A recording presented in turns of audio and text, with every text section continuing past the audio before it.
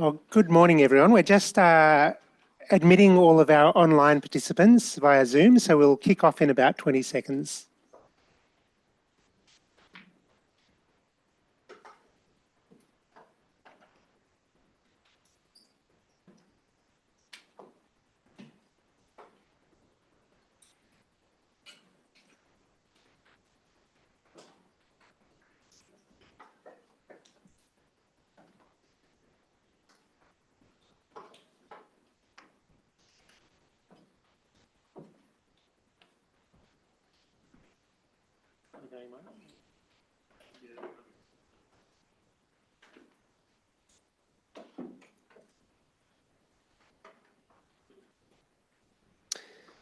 All right, thank you. My name is Chris Hathley. I am the CEO of the Academy of the Social Science in Australia. And it's my absolute pleasure to welcome everyone here this morning, both in person at the Melbourne Business School and online, joining from all around Australia and I think one or two from overseas as well, to this flash forum on driving productivity growth, which is brought to you by the Melbourne Institute in partnership with the Academy of the Social Sciences and CEDA. So thank you very much, everyone, for coming along. Before we begin, I'm going to just take a moment to acknowledge and pay respects to the Wurundjeri people of the Kulin Nation. And before we go on, I'm going to play a brief video acknowledging country.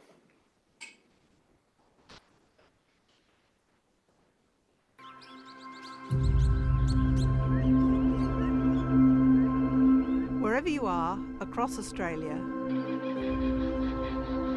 we acknowledge the traditional owners and custodians of this land. The Darug peoples. The Gadigal people of the Eora Nation. The Gundungurra people of the Southern Highlands. The Ngunnawal people of the Canberra region on whose country we are standing. And all other peoples of this vast continent. Their ongoing connection through custodianship of its land and waters. Physical and spiritual. Through culture, language and ceremony. Where sovereignty was never ceded. We pay our respects to elders past, present and still to come.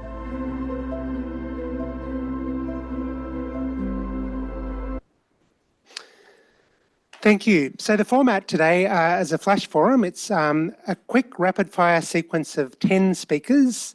Unfortunately, Richard Holden, who was on the program, is on a flight. He had a change of schedule coming back from the States, so won't be able to join. But we have 7 speakers in the room with us in Melbourne and 3 online. Our moderator, Alan Kohler, is going to run through the names of the speakers initially and then invite them each to speak for 5 minutes. We're going to very strictly police that 5 minutes. And we'll ask everyone to save questions for the end once we're through the set presentations. For those online, please use the Q&A function on the Zoom to pose your question, and we'll filter those questions and ask Alan to direct them to the appropriate speaker when we get to the Q&A section. This is a public forum, it's on the record. Please feel free to share your experiences, your observations, your insights. If you're on social media, please do tag the Melbourne Institute, CEDA and the Academy of the Social Sciences in Australia. And we are looking to both record the session and also to write it up for submission to the Economic Review and to the Economic Reform Roundtable process that's taking place as well. So that's all from me. It's now my pleasure to introduce our moderator, Alan Kohler. Thank you very much.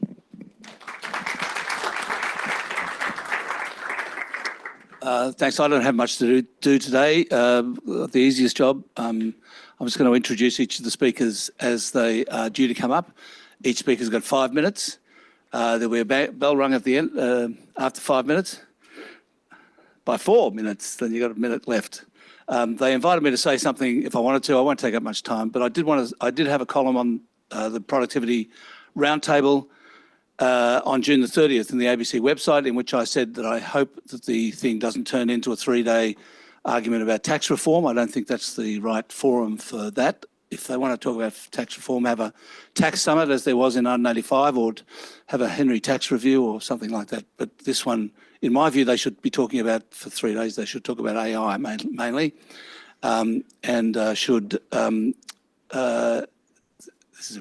just my opinion, they should find a way to make sure, help companies adopt it and to provide a proper safety net for those who are displaced by it.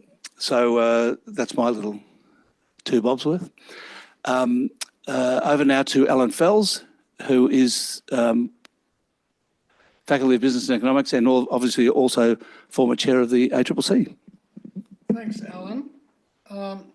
So competition is a key, maybe the key to productivity in virtually every market.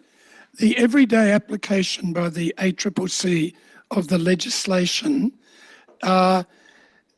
improves the productivity of virtually every business in every market in Australia. The government has recently strengthened competition law, compulsory pre-merger notification, somewhat stronger merger test, and mergers will be decided administratively by the ACCC, not by the courts, though with some rights of appeal. And it will introduce a non-compete clause. That competition law needs continual improvement. Whistleblower rewards, divestiture power, simplification, and a power to investigate high prices, not control them, but investigate their causes. But beyond that, we need a revitalised national competition policy. Now, one reason for that is all the new changing emerging markets, digital and AI, the energy transition, climate change and renewables, the future made in Australia industry policy, increased restrictions on trade and investment in this protectionist age, and health, education, care, ageing care, etc. markets. In all these markets, I'm very concerned at the possible, indeed likely emergence of anti-competitive arrangements along the way, unless carefully watched. They're brought about by government policies and often skillful industry lobbying. Concerns I have are things like the creation of monopolies, entry restrictions via licensing and other means, anti-competitive regulation or regulation that favours incumbents, standard setting, subsidies that are not based on having a level playing field. These are dangers to competition and productivity. So what we need is, at a national level, a strong political commitment, federal, state and local, to competition principles. And we also need accompanying institutional machinery to give effect to the so-called revitalised national competition policy. Now, the institution shouldn't be just a repeat of the old, still existing but dormant National Competition Council.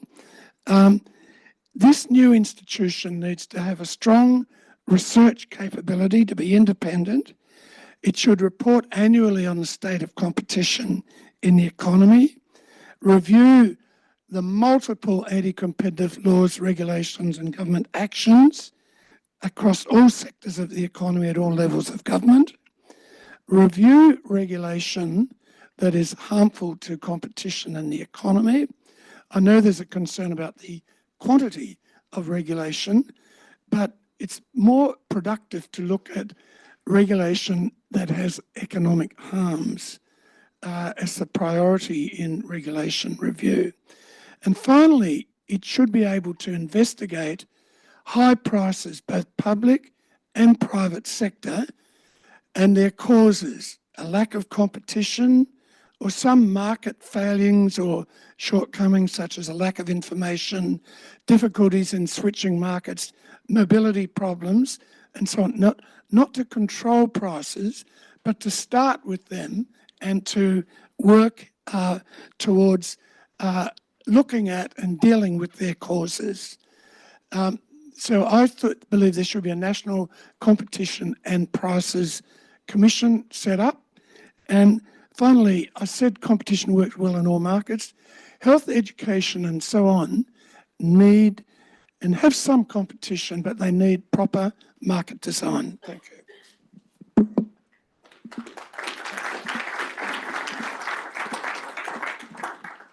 Next is Andrew Barker, Head of Research at CEDA.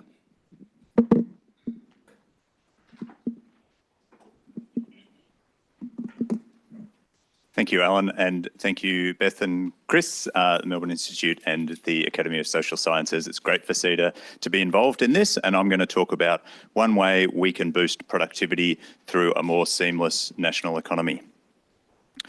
So what we're talking about here is breaking down some of the regulatory barriers through unnecessary differences across states and territories in regulation that can hamper the movement of goods, services and workers throughout our national economy. So this is not a new problem, of course. We all know about different rail gauges, but some of the emerging issues that we're facing in our economy around the emergence of the gig economy, around moves towards a circular and more electrified economy, and also the increasing use of data have created new regulatory barriers across states and territories.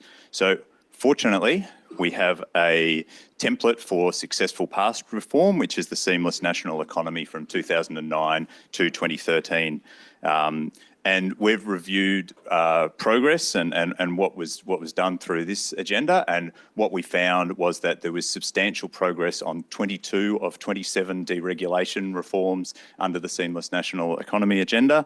And the other thing is that these reforms stood the test of time, so they've not been rolled back or undone since then. There was less consistent progress on competition reform, some of the things we just heard Alan speaking about. For example, national occupational licensing was abandoned in 2013. There was less progress on some of the transport and energy reforms put forward there. So some of the lessons that we can get from this this previous agenda is that the really important role of the evidence base and the case for change through studies like those of the Productivity Commission.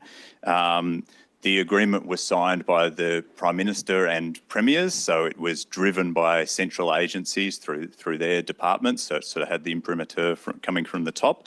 And the other thing that really greased the wheels of getting reforms done was $550 million in payments to states and territories once they had implemented reforms, and to help with the sort of institutional process of checking that implementation, the COAG Reform Council played a really important role in independent assessment and verification of the reforms. So in assessing some of the new areas where we think a reformed seamless national economy agenda could be useful, we have applied this framework looking not just at the potential economic benefits, but also the challenges of implementation of actually getting these things done. We haven't found a lot of easy wins in the sort of bottom left-hand corner. I guess in the top left-hand corner, there's some sort of utopia where you get big benefits with very little implementation effort. Certainly we haven't found anything there, but to illustrate a bit, in the bottom right-hand quadrant, some of the reforms on greater consistency of occupational health and safety legislation, some of the plastics and chemicals and plastics harmonisation. Some of those reforms we think, given how far they've gone, that it's probably not worth the implementation challenge. But in the top right-hand corner, a good example we think, which Alan also mentioned, is around occupational licensing, where we think there's potentially big gains from national licensing, like we already have for nurses and pilots, for example, for a lot of the trades that have state licensing, and that would enable people to more easily move to work in their profession in a different state or territory where there are opportunities. Indeed, the Productivity Commission has found $5 to $10 billion in potential GDP benefits each year from national rationalisation and national consistency in licensing. An example of rationalisation, we think there's some relatively low safety risk occupations like hairdressing in some states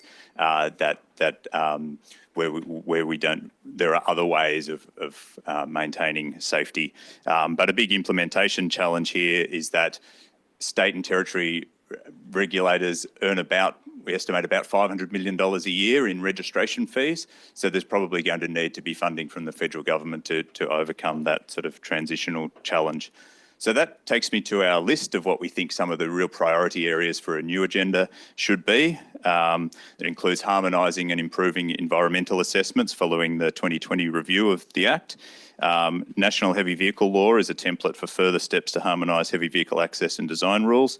And payroll tax is a good example where the rise of the gig economy has uncovered and has developed more inconsistency across state and territory. So although previous reforms haven't been rolled back, changes have meant there have been differences in the treatment of contractors, so more work to do there.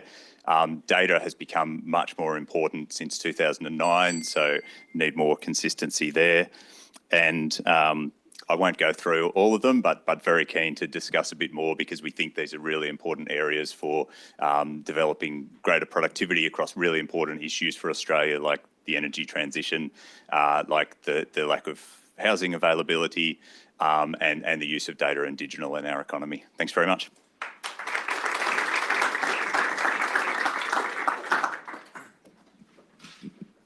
Now for Michael Fotheringham, Managing Director of Australian Housing and Urban Research Institute, who is online, I'm told.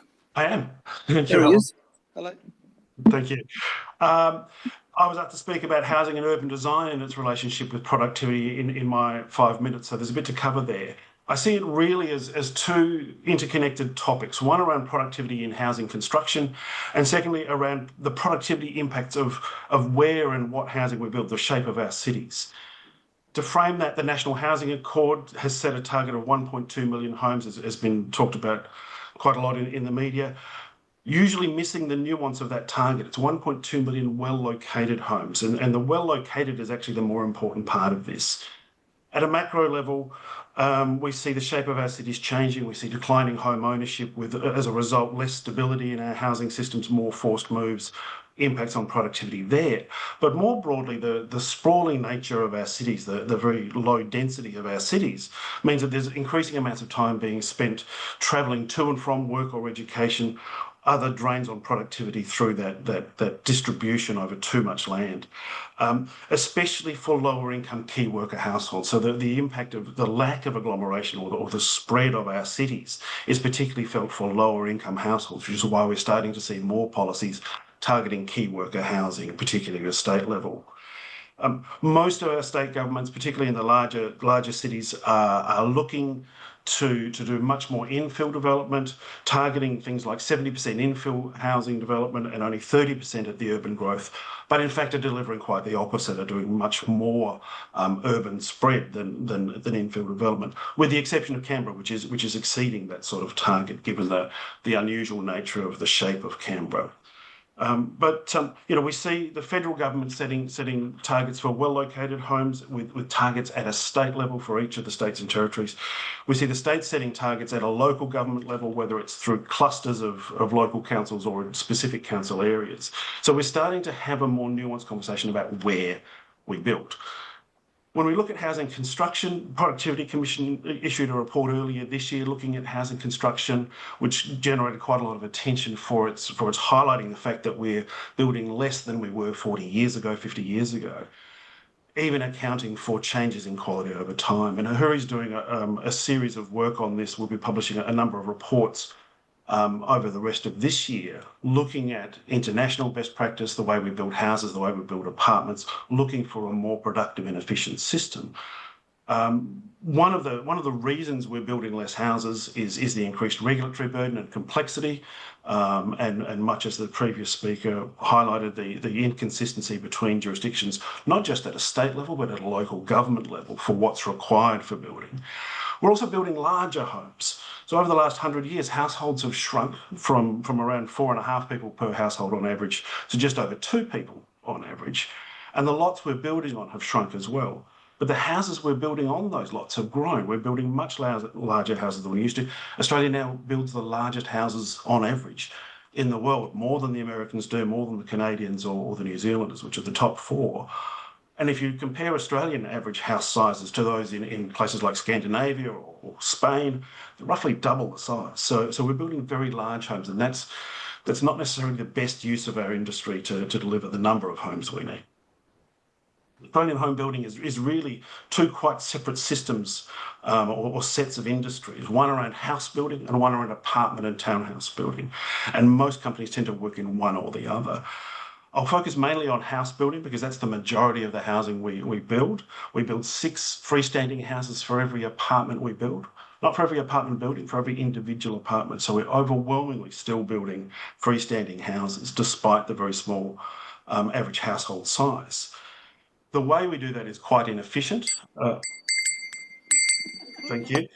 Where we sign on with contractors who then sign on with other subcontractors who are moving around from site to site across increasing distances across our cities and frequently having gaps where there's no one on site building those homes, slowing down our contribution. So if we want to increase our housing supply, we need to pair that with that notion of well-located supply, thinking about where we should be building, reflecting the household sizes and compositions that we have these days.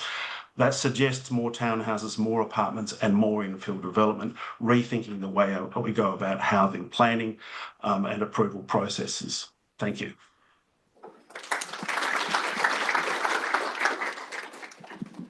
Now it's Dr. Arunda Sathanapally, CEO of Grattan Institute. Thanks, Alan. Okay, I'm going to dive straight in. Thanks, everyone. So there's a lot about productivity growth that isn't in government's hands. Ultimately, it's the ingenuity of human beings that has driven productivity growth over time and will drive it in the future. The most important thing that governments can do is provide the right investments and the right environment for that ingenuity to thrive, for innovation, but also just for getting things done better. We've heard about some of the kind of big levers that government has, the competitive environment, the national regulatory environment. Often when we're looking at productivity improvements, though, they're within particular sectors and they might be marginal. We can't afford to ignore the things that are marginal. But what I actually want to talk to you about is energy productivity, because energy is an example of one of those things that operates at scale across the economy. So if you're looking for things like big levers that can improve the efficiency of how we get from inputs to outputs in Australia, you could do worse than taking energy productivity seriously. So make the case for energy productivity really to be front and centre for all governments. Australia's energy productivity does lag other OECD countries. Now, a significant driver of this is the nature of Australia. We are a vast area with a small population. It means we carry greater infrastructure overheads than other countries. And we can't sweat our assets in quite the same way. What that means is that greater infrastructure need per capita, even more so than other countries, roadblocks to planning, to approvals and to building energy infrastructure hits us harder. So the focus we've heard about the things we can do to improve infrastructure build over the course of recent weeks and from others, absolutely endorse that. But the thing we haven't talked that much about is utilisation. So our existing transmission and distribution grid is built to meet peak demand. As Tony Wood at Grattan wrote yesterday in The Australian, electricity demand comes within 10% of that annual peak for less than 20 hours a year. Most of the time, our electricity grid is underutilised. So to put it another way, we have more electricity infrastructure than we need for almost every hour of every day. And the reason for that has been that at substantial cost, we've needed to ensure reliability of energy during that peak period. Battery storage can dramatically alter this situation. Once you can store something, it changes your supply chain productivity. So, for the more prosaic amongst us, think refrigeration. Battery storage can enable us to make much better utilisation of the grid and therefore lower the investment in infrastructure that we're going to need to meet future demand. And that is a very good thing from a productivity perspective, more so for Australia than for anybody else. It enables us to capture and store energy that is otherwise being dumped and enables us to design a grid that can meet peak demand without having to generate energy at that peak volume during the peak period. So, look, what's it going to take? We're already starting to see some early signs in terms of households, and federal and state governments have been providing financial support for home batteries. We're seeing at the retailer end retailers working to set up virtual power plants to try and work out how they can manage, demand and supply in a storage environment. And we're seeing at the distributor level, so if you think about energy, there's generation, there's transmission, distribution, and retailers that we deal with at the household level. At the distribution level, which is the low voltage grid that many of us will see, we're starting to see trials of things where potentially batteries could sit in the distribution structure. But this is going to be a radical change to how we regulate our electricity environment, because our distribution companies are regulated monopolies. They can do things currently in a quarantined manner, in a ring-fenced manner that is commercial, but existing regulatory infrastructure is built around a world where we go from generation to transmission to distribution to retail. So really, we're going to need the right planning, pricing and regulatory environment to unlock the huge gains that can be made from an electricity grid that operates very differently. It's not particularly simple. There's going to be a lot of complexity under the hood, but it's absolutely something that we say should be front and centre for the summit.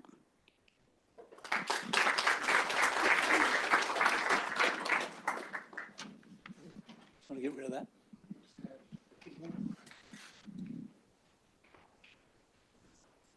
That's good.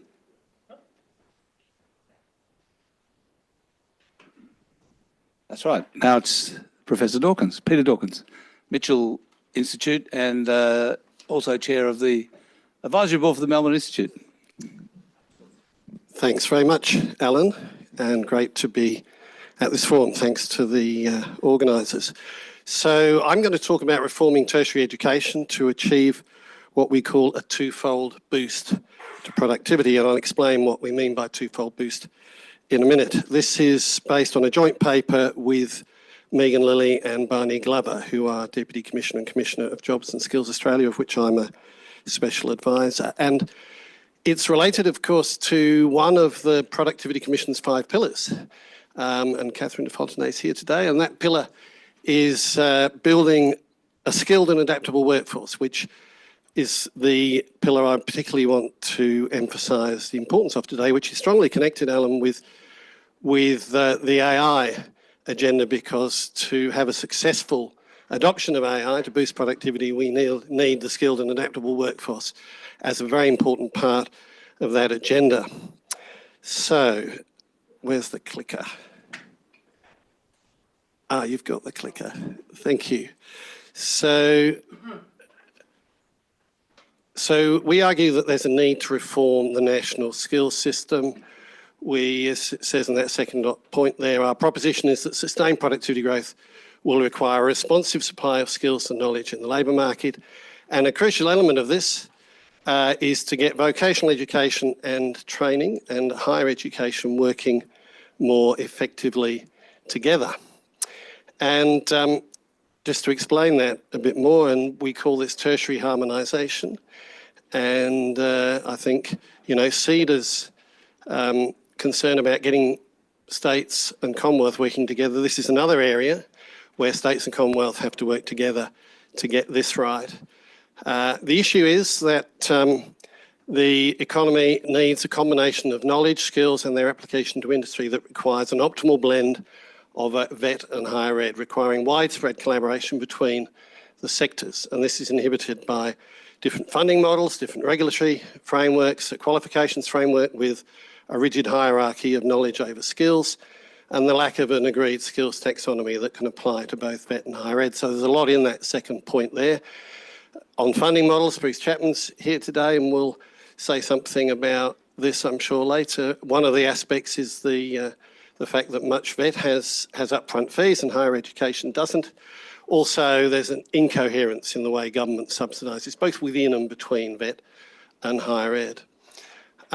So a commitment is needed by Commonwealth and State Ministers to cooperate in breaking down these barriers, and Jobs and Skills Australia have put forward a sort of a draft roadmap for the way in which Commonwealth and State Ministers need to work together, and that conversation is going on between Commonwealth and State Ministers, pleasingly.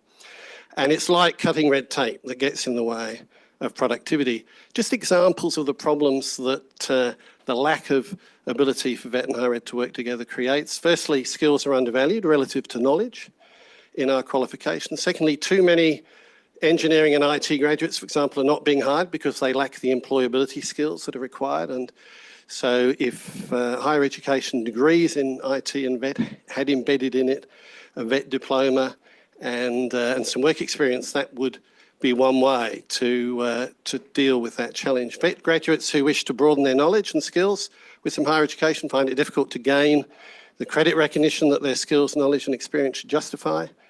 Nested and hybrid programs combining VET and higher ed are very difficult to provide, and choices between VET and higher education are likely to be distorted by different funding models and perceptions of VET relative to higher ed due to the lower perception of value placed on VET skills.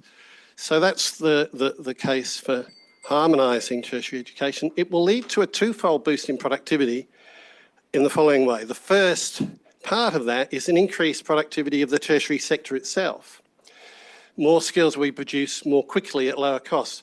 If you think about credit recognition, for example, at the moment it can take far too long for someone to get a VET qualification, then a higher ed qualification, to get the knowledge and skills that they need. If they were co-designed and credit recognition was more efficient, they would get the skills and knowledge they need more quickly, lower cost, less foregone earnings, lower cost to government. So the tertiary sector itself, its productivity would be increased. And then there's the economy-wide benefits through moving our workforce towards the optimal skill requirements that they need, both through better designed initial qualifications and then better designed micro-credentials, what we've called their snackable and stackable upskilling and reskilling that will be needed, for example, in the successful adoption of artificial intelligence.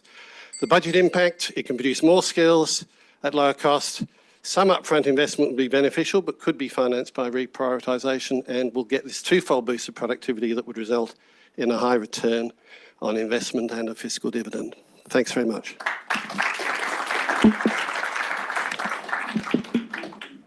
Next is Professor Ray Cooper, Director of the Australian Centre for Gender Equality and Inclusion at Work. And she's online. I am, Alan. G'day. How are you? G'day. Thanks. So I want to just build on Peter's contribution a little on the theme of a skilled and adaptable workforce, although on a separate matter, I think. We have a major productivity boosting opportunity hiding in plain sight in Australia, and that is Australia's highly trained, in fact, world-class educated and ready to participate women's workforce.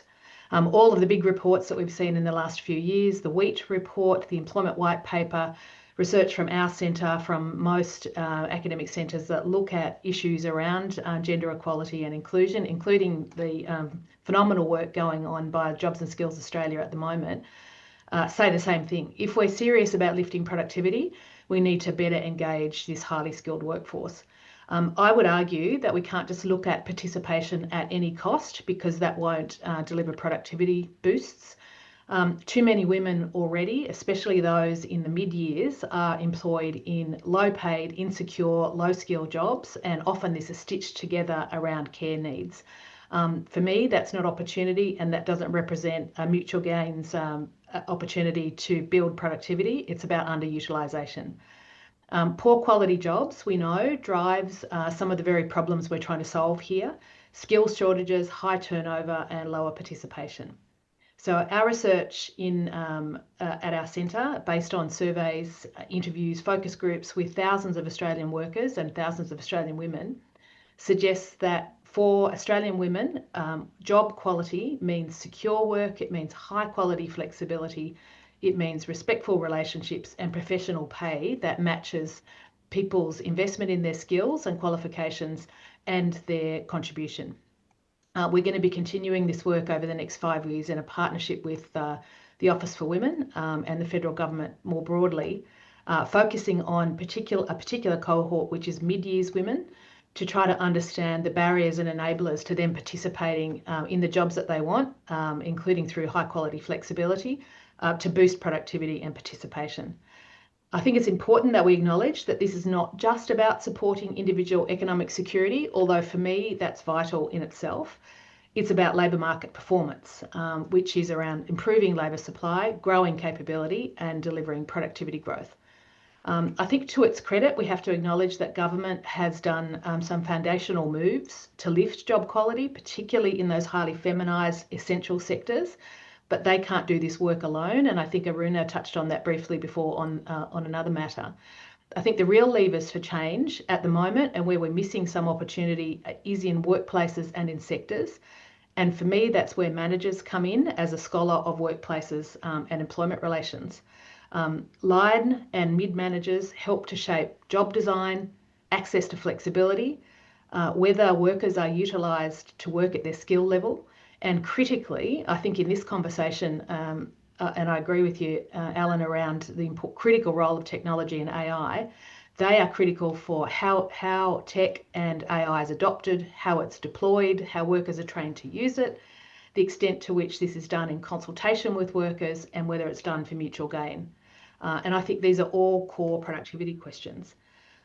Managers are being asked to do some pretty heavy lifting at the moment across different areas in workforce and management, but it's been a long time, 30 years in fact, since we paused to understand manager capability, and a lot has changed in that time.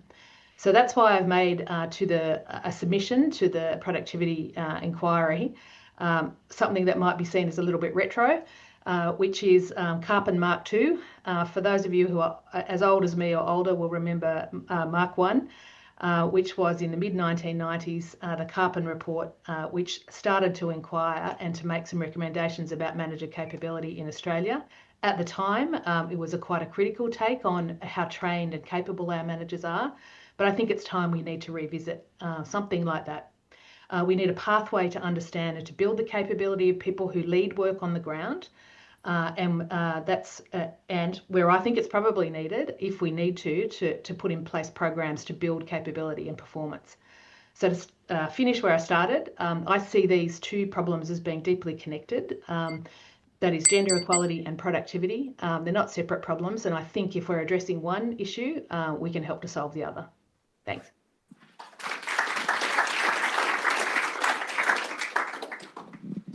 This is going beautifully.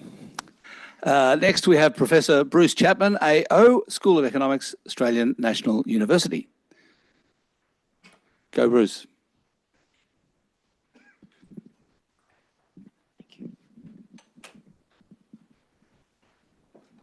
Thank you very much for inviting me, and I wanted to talk about a concept which is loosely described as lifelong learning, but the more you look at lifelong learning, the more complicated it is, and people aren't very specific about it. So I particularly want to discuss the retraining and the reskilling of mature age workers. It fits very comfortably with Peter's comments and with Ray's comments. This is joint work. It comes from John Piggott, Tim Higgins and Peter Dawkins. And that's not the right way to go. This is. So this concept of lifelong learning, if you ask people what they mean by it, often they're not very specific. They just think it sounds like a pretty good idea. And I think it does sound like a pretty good idea in the way that I would like to define it. And I want to put it into a context which is almost never discussed, and that's demographic change and what it means for the ongoing dynamics of skilling in the labour force. And so my very first point, and it really comes from John Piggott's Centre's work, is that the demography of the population is getting more and more seriously dependent. The ageing of the population is rapid.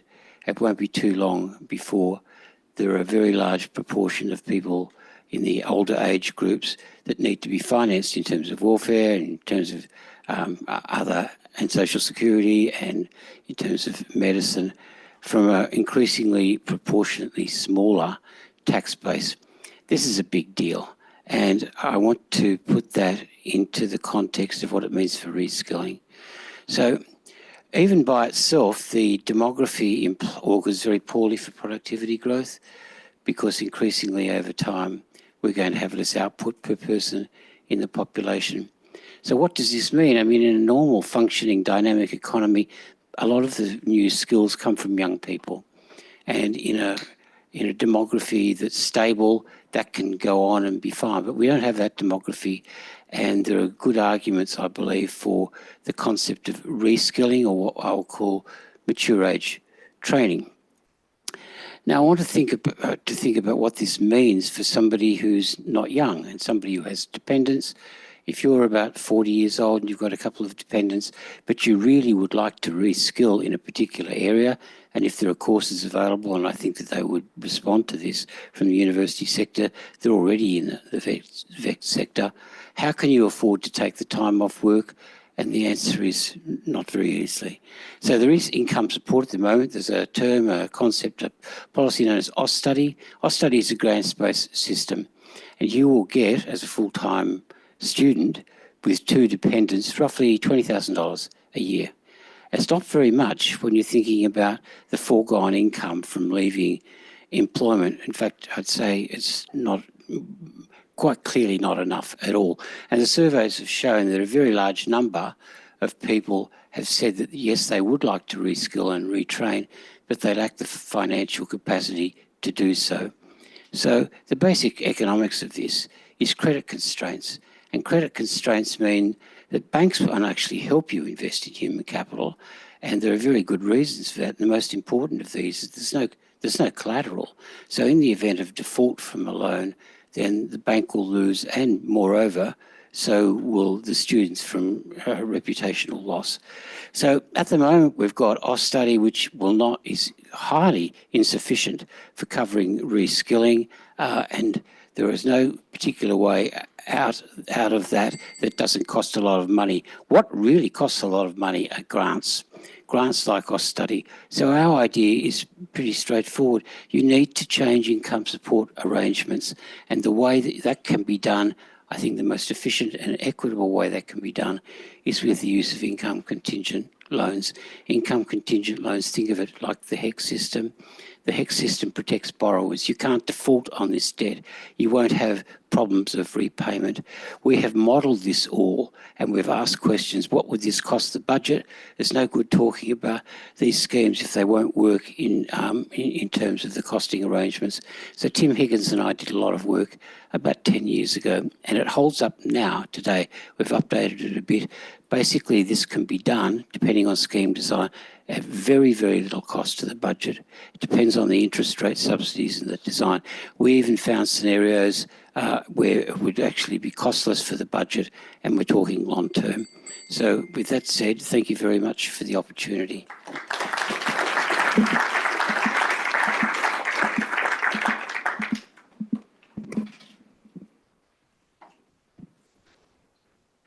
Next is Joseph Mitchell, Assistant Secretary of the ACTU.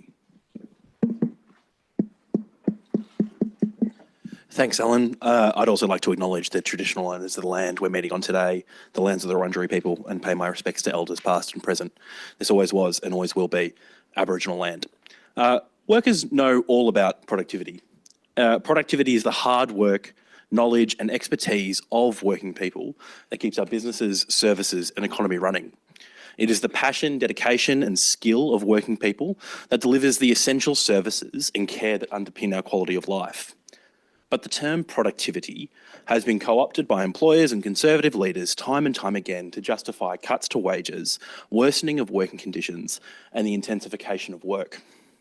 A notice from the boss that they're finding productivity enhancements ripples through a workplace that indicates we're about to lose colleagues, work longer hours for less.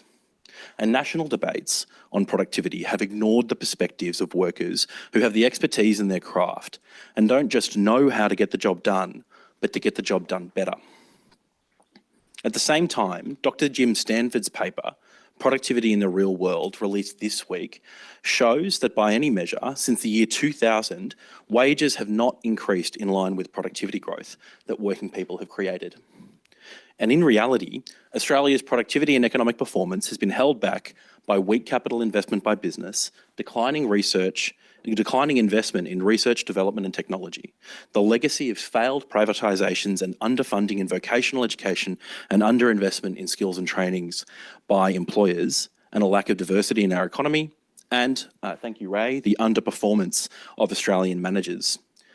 The union movement wants to see reforms that will drive genuine productivity growth. And while we have a really broad agenda, I wanted to focus on one area, and that is realising the productivity potential benefits of AI while protecting Australian workers and the fair go in the digital age. We need to make sure that we are investing as a nation in AI that works for us and is providing working people with the support and skills they need to bring their knowledge, creativity, and expertise in the utilisation of these digital tools. AI has advertised enormous productivity benefits, and cooperative and co-determinative adoption is already happening across many industries and is being welcomed by workers and yielding good pro-growth results. But the irresponsible use of AI systems and associated technology by some large corporations and multinationals has undermined public faith in the productivity potential of these tools and systems. We need to ensure that we have a pro-job, pro-growth, pro-worker agenda with the adoption of AI. And this starts by making sure that we have the settings right and that AI is deployed in a safe way that is transparent and fair. Workers must be at the centre of the investment in new technologies, and the appropriate safeguards should be in place to ensure AI is not being used to undermine the rights and conditions of workers. So, we need common sense updates to our laws to ensure they have kept pace with the fundamental change that AI and other new technology provides. Because AI is not just the popularised new products like ChatGPT and Microsoft Copilot. Artificial intelligence is a tool at work, deployed alongside workers, replacing and augmenting tasks. It is a tool of management that is being used for surveillance, rostering, hiring, firing, and performance evaluation. And it is a seismic shift in industries like journalism, education, and the creative sector, where it is changing the way we work, regardless of the decisions of employers and workers. And the most important thing that underscores the right policy response to the massive diversity of impact across Australia is that workers' voice must be at the centre. So we're proposing 3 measures that will build the social licence of AI and ensure its responsible use in the workplace by skilled workers, a precondition for seizing the productivity potential. First, the government should legislate a national AI authority and a National Artificial Intelligence Act that is a whole-of-government approach to new technology that is being deployed in Australia that makes sure it is well regulated and safe. It is necessary to have a comprehensive AI Act to ensure that bad faith users of this technology are protected against. There is a level of complexity with the development and deployment of AI that requires dedicated focus and expertise, necessitating a specific AI Act and an AI regulator working in concert with other regulatory agencies to ensure compliance. Secondly, employers should be required to reach AI implementation agreements with their staff before new technologies are introduced with workplaces, with guarantees on job security, skills development and retraining, transparency over all technology used, genuine privacy protections for workers, and protections on the collation and use and monetisation of workers' data. Such agreements are sensible but also necessary for a successful introduction of AI. Workers will be all in if they know that doing so will not cost them their jobs. And research shows that the productivity gains from AI are realised when workers are involved and protected. This will protect workers. It will advantage good employers who want to do the right thing, and it will protect Australians against the large corporations that seek to use this technology to undermine our quality of life. And thirdly, the government should take action to protect Australian workers and their industries from the large-scale theft by overseas big tech, making them pay for the content that they use. Ensure workers have control over their output and that protects Indigenous cultural and intellectual property, and ensure there is clear labelling of AI material. These sensible reforms will ensure that will respond to the Australian public's desire for greater protections from the misuse of AI, and will support workers and support good employers who want to do the right thing. This is how we'll build the social licence of AI and realise its productivity potential. Thank you.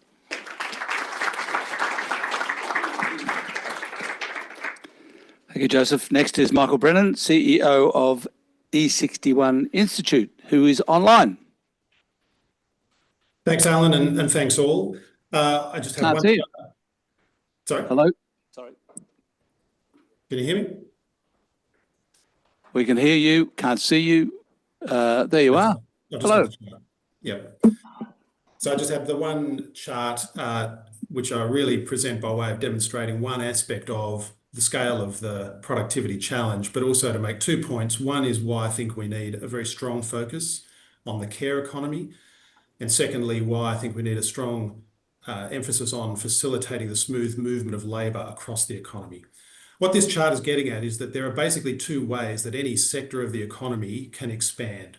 You can either do it through more labour, or you can do through it getting more output for less labour. That is the essence of productivity, getting more for less. And the black dots in this diagram represent the growth over 10 years in various sectors. The dark bars represent productivity growth. The light bars, the extent to which we've put, via societal choices, more labour into each sector. And the point here is that as we get richer, we tend to want a bit more of everything.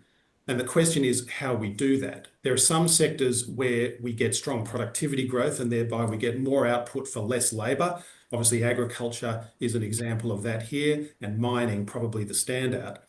Wholesale and retail trade are a lesser example of that. There are others where we get the increase in output purely from additional labour use. And the standout here is the care economy. So along with mining, you can see the black dot for the care economy reflects that it's the other sector that has grown very substantially over a 10-year period up to 2023. But almost all of that growth has been through use of additional labour rather than productivity growth. There are some fiscal transfers that are going on in the background here. Obviously, mining is raising significant company tax, which is then being poured back into the government funding often of the care economy. But the broad point here is if you want more of anything, you have to achieve it through some combination of increased labour use and increased productivity. And the issue in the care economy is that it's proven very difficult to drive increased productivity in that sector. We're talking here about services that tend to be very labour intensive, services that tend to be quite bespoke and specialised and thereby not amenable to a lot of mass production or automation. They're also government funded, often government delivered, highly regulated, and often we are regulating the labour input itself. We're imposing a staff ratio in a hospital or an aged care facility or a childcare centre. And no matter how desirable that might be, it does mean that you can only expand output with additional labour. We also have funding models in this sector that effectively stipulate the additional use of labour, like funding GPs and specialists to spend half an hour or 45 minutes in a consultation with a patient, which kind of locks in the labour input. It's also a sector where price signals are pretty attenuated. We don't get the same market dynamics at play, the same sense that successful firms will take over from unsuccessful firms, etc. And so even where it's possible to imagine use cases, say for new technology, digital communications, AI and the like, it's not clear that the incentives are always there, and that thereby echoes Alan Fels' point about the importance of market design. But the big challenge here is those light bars in this diagram essentially have to sum to zero.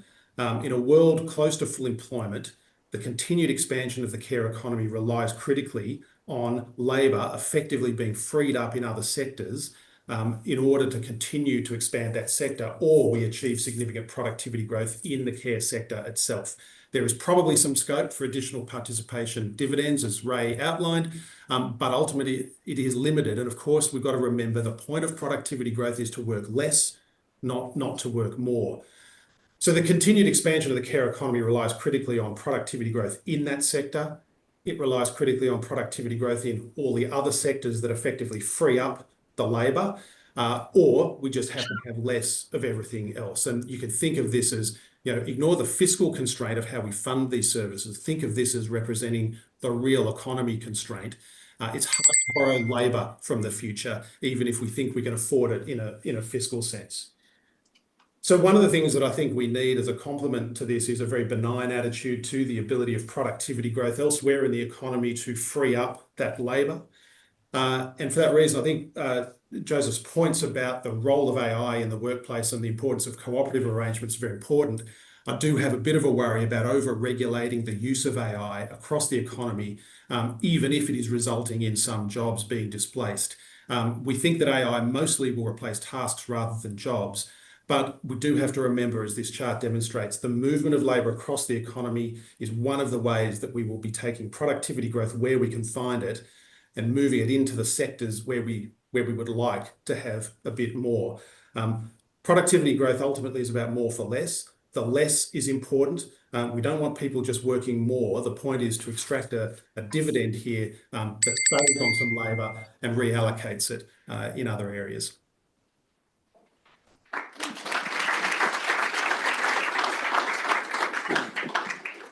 And last but not least, Professor Beth Webster, Director of the Melbourne Institute. Thank you very much, Alan. So what I want to talk about today is more driving long-run productivity growth. So we've heard that's not to undermine the importance of short-run changes, which will result hopefully in efficiency gains, but you actually need an underlying engine to drive long-run productivity growth. Now, basically, unless you have an improvement in knowledge and that knowledge leads to change and that change is embedded in the production system, you are not going to get an increase in productivity. So embedding new knowledge is basically in the production system is basically called innovation. So there are two types of innovation, two extreme types of innovation, and most innovations fall in between those two types. New to the world, which is a very frontier, high-risky innovation. New to the firm innovation, which also delivers a lot of productivity growth, but it's basically copying and imitation and catching up with the firms that are on the frontier. They're both actually very important. Now, in the last decades, maybe since World War II, the innovation ecosystem has changed considerably. So in the 1930s and 40s, innovation largely occurred within large firms. Think of DuPont, think of Bell Labs, IC Farben, General Electric. It occurred within one firm. Nowadays, it's much more common for innovation to be spread across a whole ecosystem. And this is potentially done so businesses or the innovation system can gain from specialisation. You get specialist services from different entities, but it also spreads risk across different entities. But it also means it introduces problems into the innovation system, and it introduces three key features which are challenging us incredibly at the moment.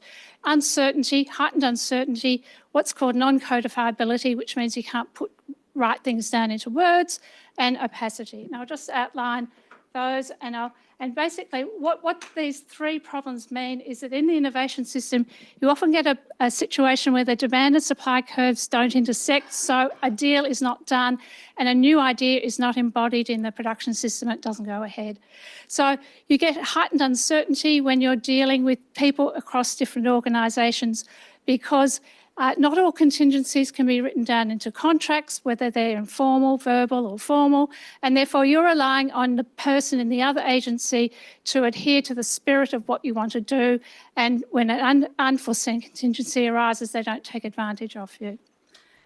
Non-codifiability is a huge problem in innovation because you're dealing with something new, the nomenclature is not settled, you can't write things down exactly into words, what you mean, you have to trust the other party.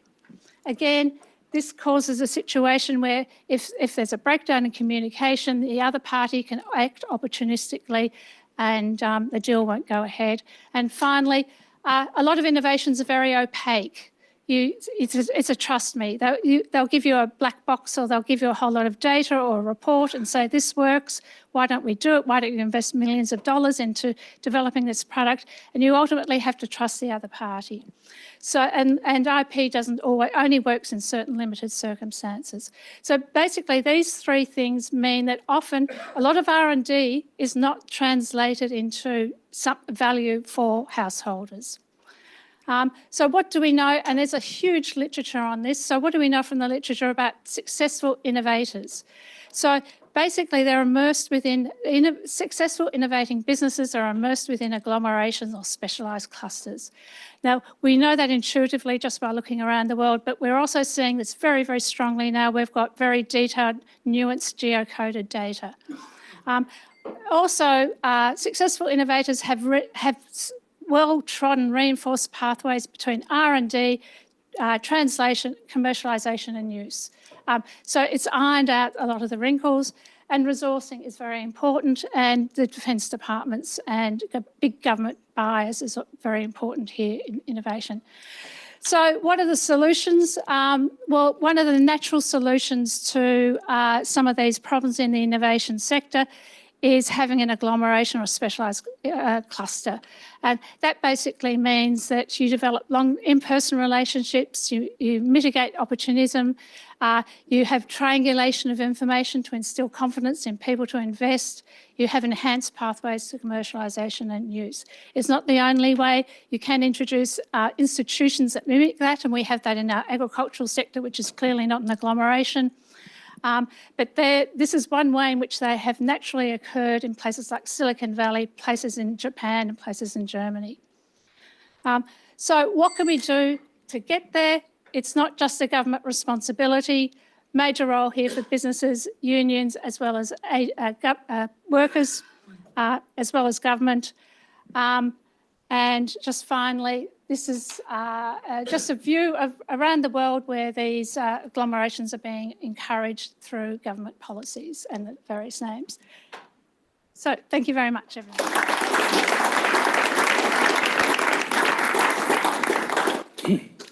Well, that was magnificent. We're exactly on time. So it's now time for Q&A. This is not an opportunity for you to give your own 5-minute presentation. So it's for questions. It'd be better for me if you direct your question to a particular person. Saves me the trouble of having to think about who it goes to, but let's go. I have a question, but I don't know who it's to. Do I need to give him the microphone or? No, we're good. You can hear You're right? Okay. So I have a question, but I don't know who directed it, because I don't think anyone talked about it, which was job ability.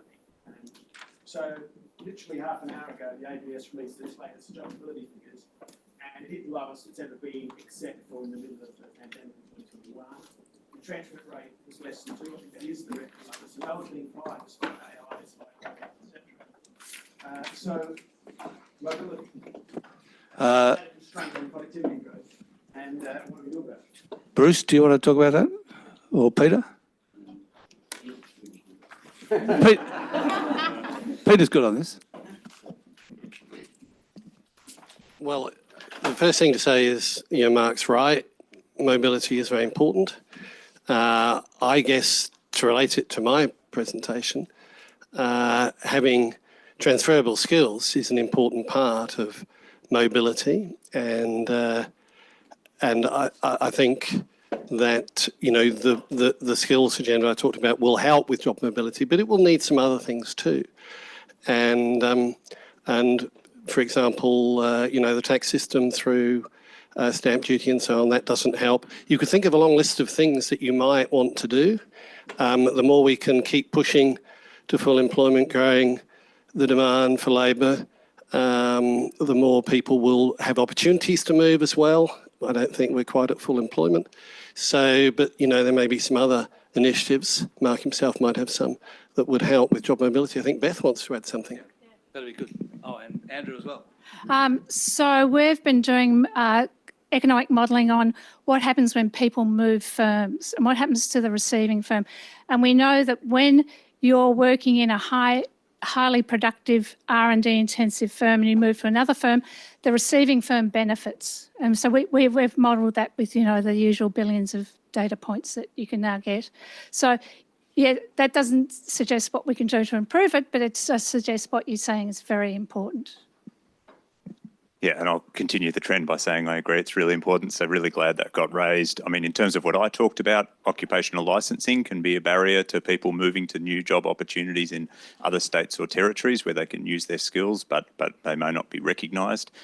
So that's an important area for reform. Also, building transferable skills. So we've done some work on work-related training, as Peter was saying. That's an important part of building the skills that people can then transfer.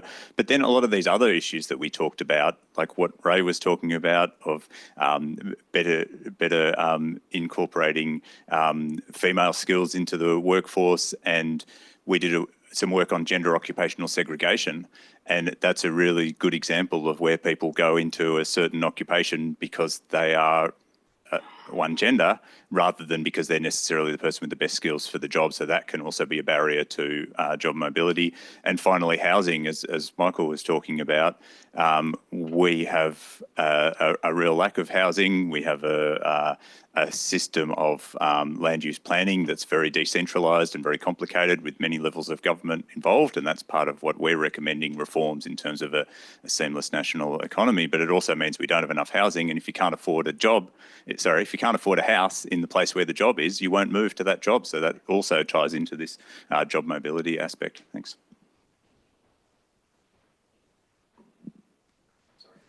Sorry. Just two very practical things, and I just want to reiterate Andrew calling out Ray for her work on the gender segregation of the workforce. It's the worst in the OECD, and it's absolutely a rails run for employees. 98% of electricians being men is genuinely unacceptable. But there's two really practical things. There's the elimination of non-compete clauses. Non-compete clauses are an absolute burden on productivity growth. They are wage fixing by employers, and they do not allow talent to go to good firms. So supporting the abolition, and we believe there should be a total abolition of non-compete clauses without any wage ceiling there. So that would be more than what the government has proposed. The second is we have restrictions on job mobility in agriculture, where visa workers that come in, especially on the PALM scheme, are tied to an employer regardless of what that employer is willing to pay or the hours they're willing to give them. And so we have workers in awful situations where they're trapped with underpaying employers because it's their visa status. So two very practical things we can do is eliminate non-compete clauses and open up labour mobility in the ag sector. In the middle at the back. Sorry, we'll just take that mic. Mike, you can hold this one. Oh, I can. Thank you. Good. Ari from the Commonwealth Office of Energy Economics here. This question's probably for Arunda from Grattan, but open to all views.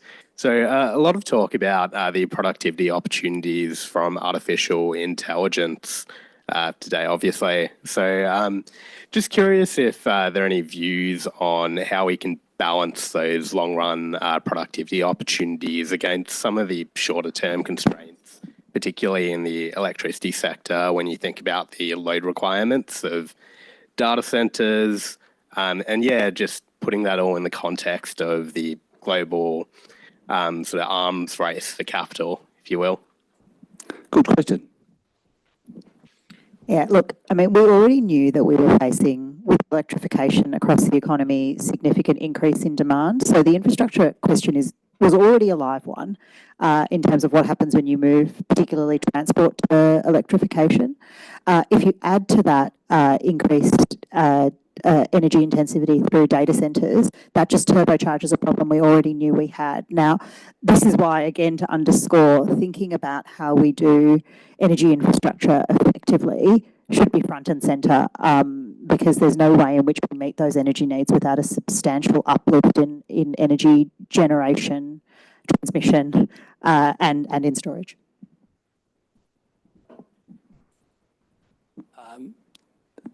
Right there.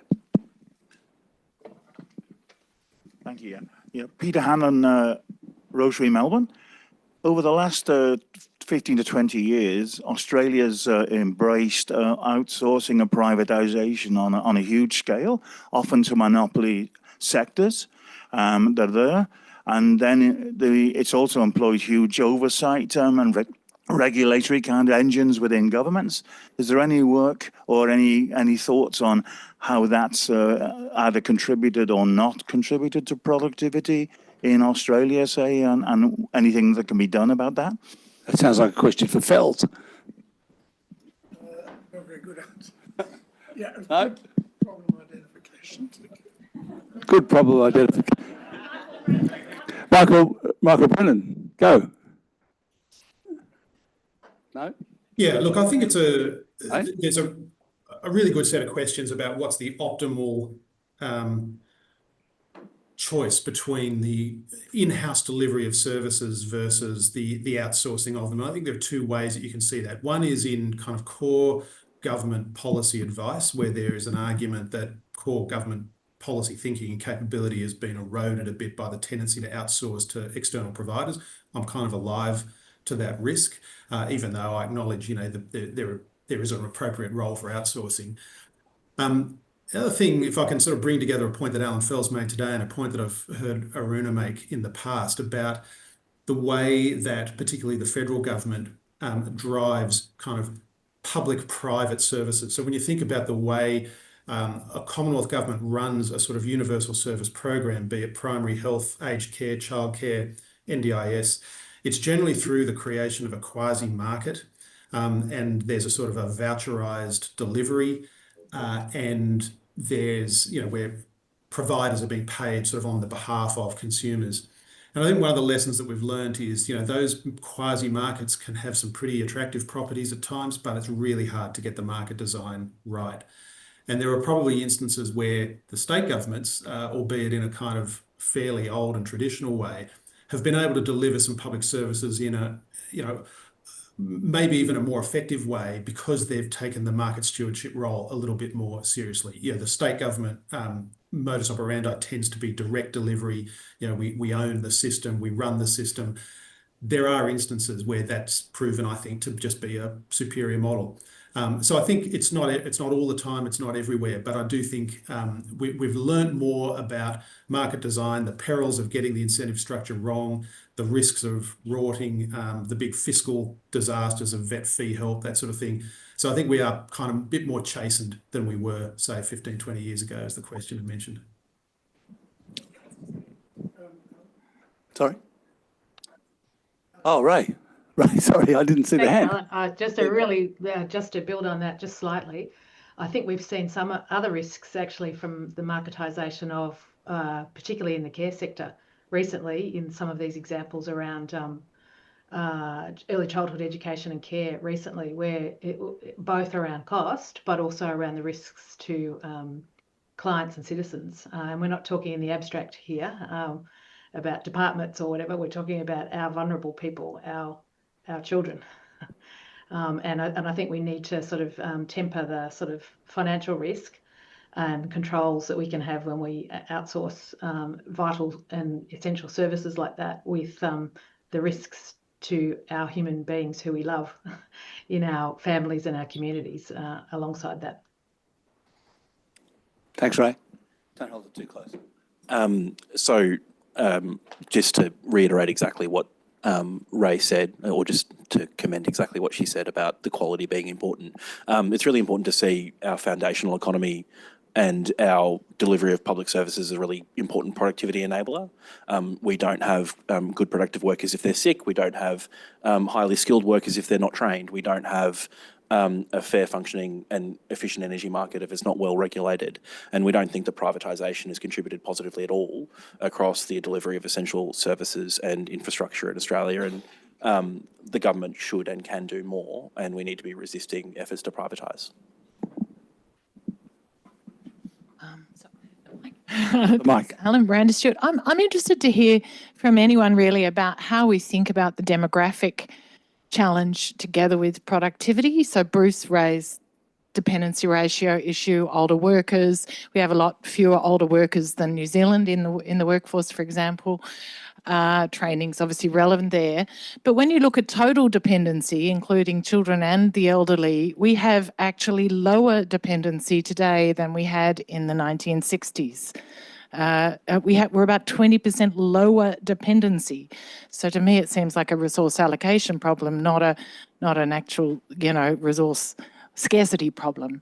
But I'm interested in anybody's views about how we think about that longer term demographic ageing as well as productivity.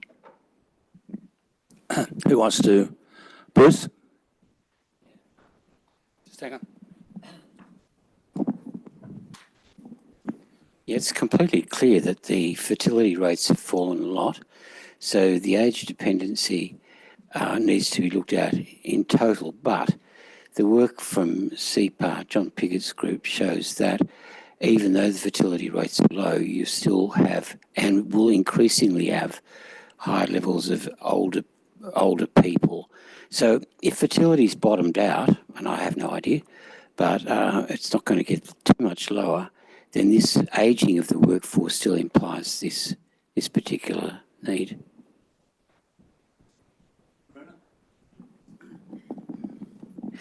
Look, at the macro level, it's reasonably clear that ageing, so the form of dependency where the dependency mainly comes from older dependents rather than children, serves as a drag on productivity and economic growth at the macro level. That said, that can be attenuated, and the way to attenuate it is to what's referred to as the compression of morbidity. So we might live longer, but what's the quality of that ageing?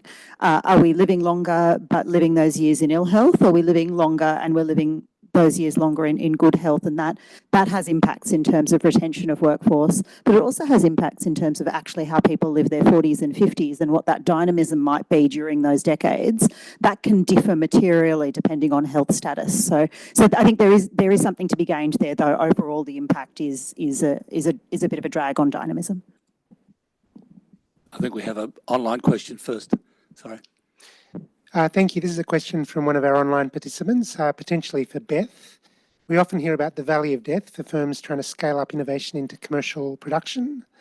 And what is the role of government in this phase of development, and what's the optimal structure of support between pure and basic research, translation and commercialisation of existing technologies? I don't think necessarily it's a great idea just to give government grants to fill this valley of death, because it's a very, very expensive way to bridge that gap. And I think there's a movement across the world and in Australia towards, if you want to support it, either you support the network through supporting business, the business ecosystem and the labour, the union ecosystem to build stronger connections, or if you want to give financial support, you give it as loans or warranties or underwriting. I think they're seen as more effective ways of doing it than actually just giving grants. So the whole point of agglomerations whereby people know each other, trust each other, know what the other person's doing, know who's good, know who not to go to, is the valley of the death is sort of mitigated somewhat. It's not as fraught as otherwise. Over here. Hello, thank you. My name's Michelle Marvin. I'm from Emery-Vic. We're the Association of Medical Research Institutes. I was interested in if any of the speakers had views on the role of health and medical research in driving productivity into the future. I feel like it sort of intersects a little bit with Michael Brennan and talking about the care economy and where you can drive productivity. But it also connects with the reskilling discussion by Peter Dawkins, and also I think, Beth, your discussions around innovation. But as a sector, we haven't heard a lot about it today. So I'm just interested if anybody has some views on that. Anyone? Who's? One brief point is that I'd like to see a reallocation of medical research funds to look more into service delivery rather than just pure medical things. How services are delivered, what's the best methods, how you address issues like have been raised today. There's been no real funding, for example, economic research, health economics research, but there's also management questions. I guess just to echo Alan's point, the real gains are often in things that might not be particularly complicated, but actually advance prevention, sort of primary, secondary prevention. And we spend a lot of our efforts refining technologies that might give us extra years of life, but it's really getting that healthy life expectancy up. What's actually going to produce that quality of life. And I mean, at least our work is that we traditionally actually underinvest in prevention in Australia relative to other countries. So that's really where the gains, the outsized gains exist. Is that?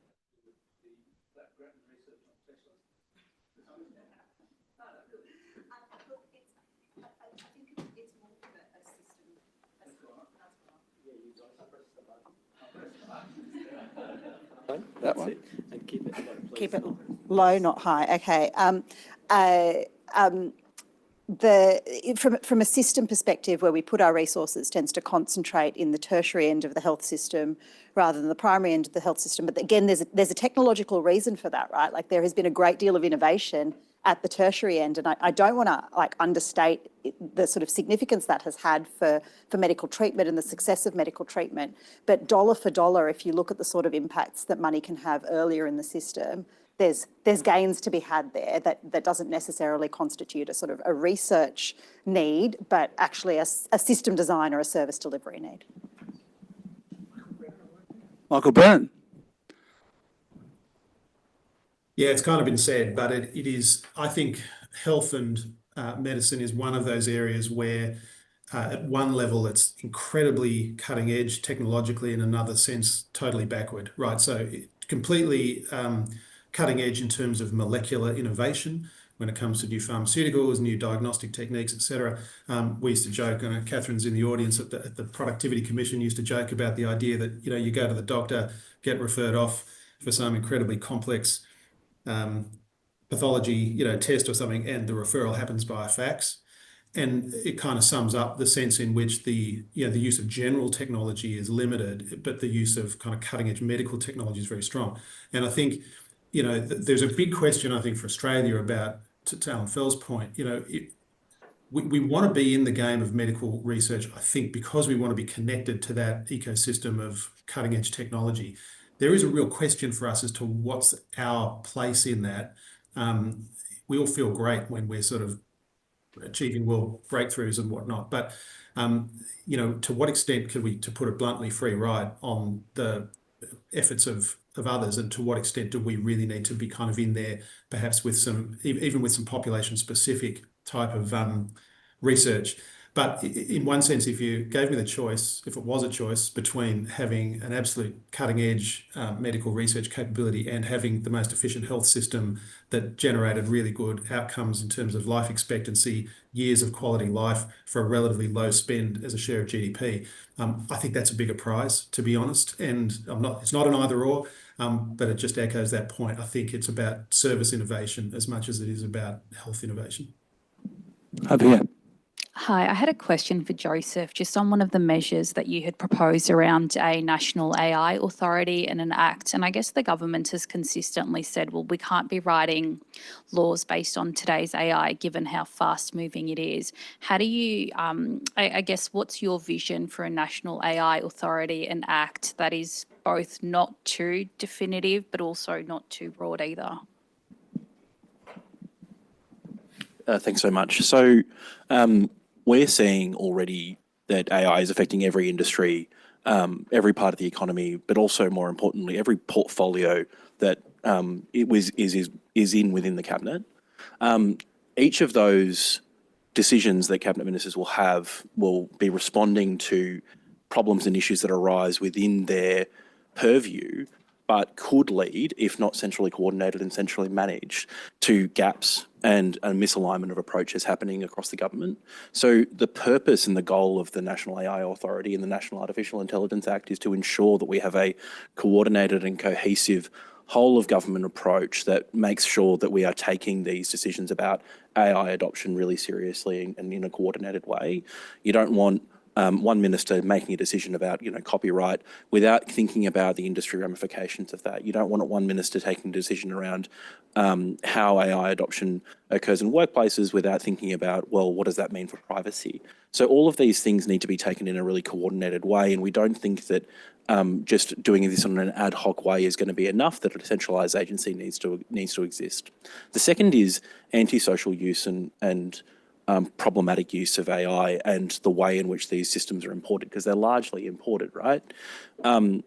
It's the case that there are really antisocial use cases of AI, and these need to be guarded against, and there should be obligations on the deployers and the developers, if they exist in Australia, to making sure that we are guarding against the antisocial use of AI, things like porn generation, is a really horrific example that's happening to teachers right now.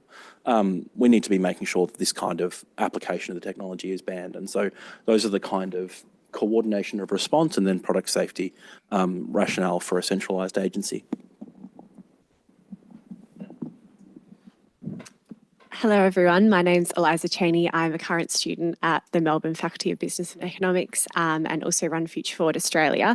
I'm sorry to do this, I don't have this for a particular person, but I would love to know some ideas about how we get buy-in from young people, specifically Gen Z and millennials, who now make up a very large portion of the voting electorate. I think it was almost 50% at the last federal election, who have very low literacy and understanding of productivity and a lot of these changes. And I think it's really important that we get buy-in and consensus from this group so that government has the mandate and I guess the confidence to implement some of these changes. So how can we better involve these people in this conversation and get them sort of on board and define productivity in a really positive way? Anyone want to tackle that? Aruna, Beth, Peter? We all are. Well, I think it's partly to do with what used to be called careers education. So I think young people understanding the labour market, for example, is extremely important. And that's related to building the skills they need to be successful, both in life and in work. So the employability skills, teamwork, collaboration, adaptability, and all of those things will help them to understand the environment they're operating in. And that requires not just reform of tertiary education, it requires reform of school education, which needs to build in the idea of skills for life into the curriculum in ways that it hasn't really successfully done. So that's part of it, and that will help to lead to a more inclusive engagement in the discussion about productivity. And too many young people are just completely disengaged from the education system. Follow on from that, thanks Peter. So really good call out, thank you. And one thing a lot of economists are worried about is the lack of enrolment, particularly of school students in economics, the declining enrolments, particularly among lower socioeconomic groups. And I think that's a real shame, not just because I am an economist, but because I think they are very important skills to engage in public policy debate. And certainly we need to involve young people more. And that's something at CEDA we are trying to do more of and looking to certainly work together to get those different perspectives and different views on different issues. And that can involve, of course, learning that goes a lot both ways. You know, one thing we're finding internally is we can learn a lot about application of AI from relatively younger people who might not know as much about productivity, but they certainly know a lot more about how to be productive using AI. Thanks. I think our last question is online. Thank you. A question from Kim Lee Lu, referencing the book Abundance by Ezra Klein and Derek Thompson, and the argument that well-intentioned regulatory processes hamper the ability of developed societies to solve big problems. What are the panel's views on how the government should go about implementing any new productivity agenda in a way that avoids some of those pitfalls? Have any of our panel read Abundance? Andrew has. I have, but I mean, more broadly, it aligns well with what we're talking about in terms of a national seamless economy agenda, that a lot of these regulations are indeed well-intentioned, and they're well-intentioned in each state and territory, but they go in different directions. And that might be okay to have some sort of learning from innovation and different perspectives when a new challenge comes up. But we've gone in different directions on so many things like connections for electric vehicle chargers, as well as some of the other issues around the gig economy and the Productivity Commission's work on towards a more circular economy has pointed out a lot of regulation, like on recycling of cans and bottles has gone in different directions in every state and territory. So we now need this work to kind of harmonise and make the regulation more consistent. So it's about better regulation rather than necessarily less regulation, but certainly that was part of the original National Seamless Economy agenda. Was there were 27 deregulation priorities, and really looking at, from a national perspective, you know, we're all in this together. We're all facing these challenges of the global economy at the moment, and these big changes. So we need to do it in a nationally joined up way, and part of that is deregulation as well. Has each state got different EV charging things? The connection processes. Really? God, I did not know that.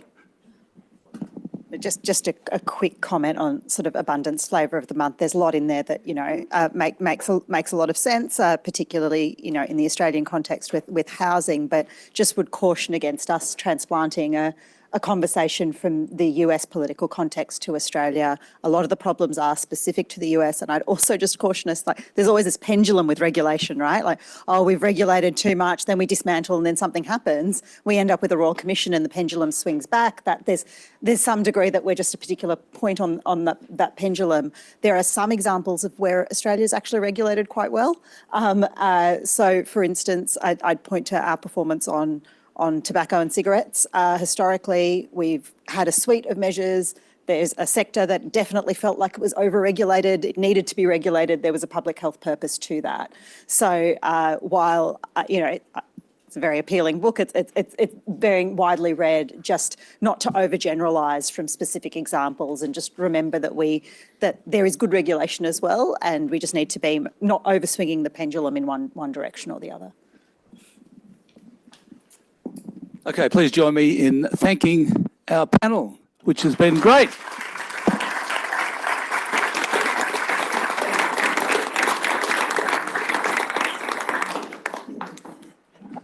That's it, folks.